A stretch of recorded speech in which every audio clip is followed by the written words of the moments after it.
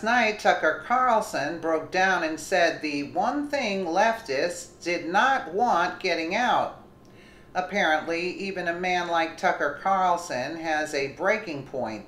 Last night, the former Republican strategist broke down on Fox News and said the one thing the left has been trying to make Americans forget.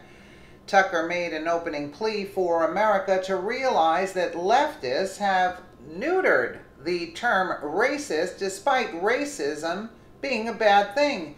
You know, it wasn't that long ago when calling someone racist was a big deal. It was a devastating attack on a person's character, if not blood libel.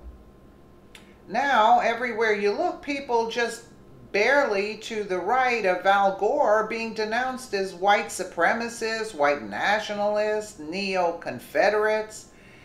He is very right too. It's sad to see so many not racist people being labeled a racist simply for being a conservative.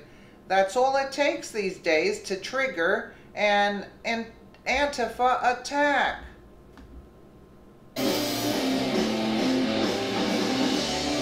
It wasn't that long ago that calling someone a racist was a big deal.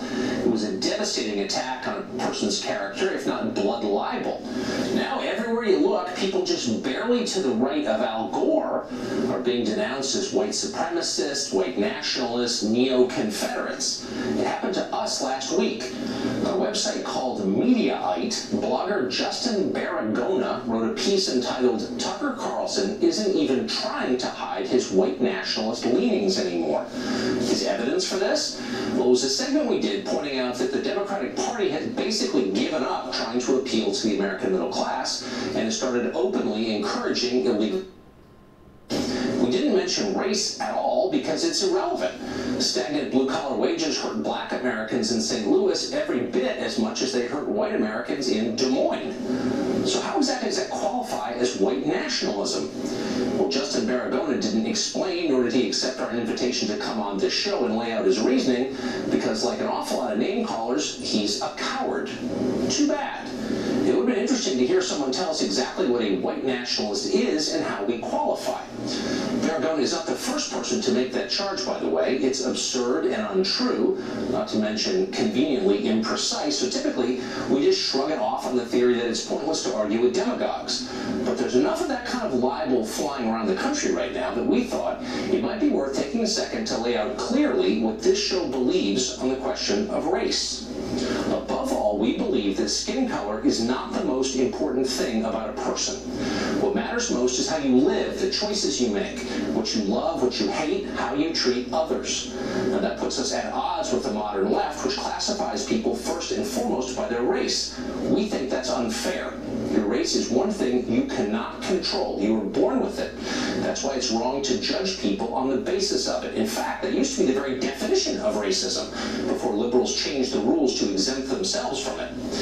Now, this show is based in Washington, D.C., the most democratic city in America, so we know and like a lot of people who call themselves liberal. Many of them are decent human beings, and they're motivated by noble impulses. Some of them sincerely believe that tribalism empowers people.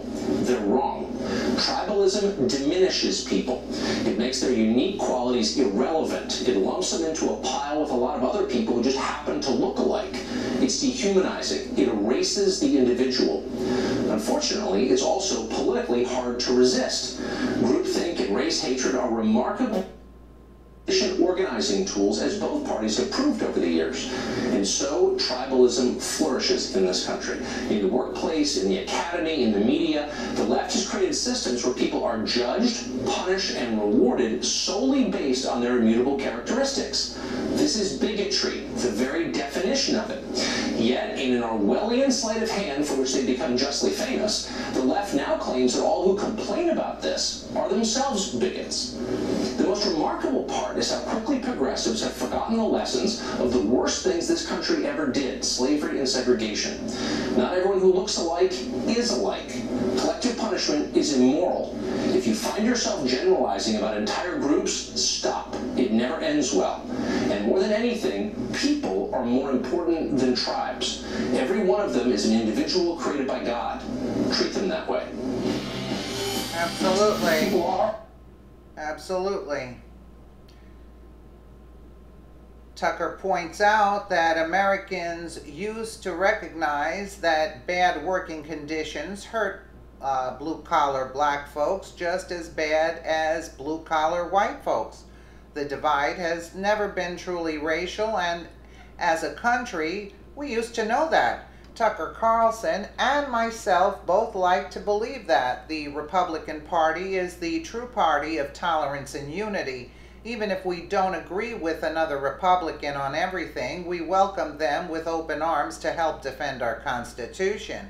And at the same time, we don't get bats and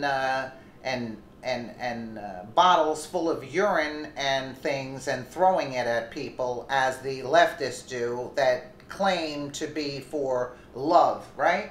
Let me know what you guys think in the comments below, and again, thank you so much for watching.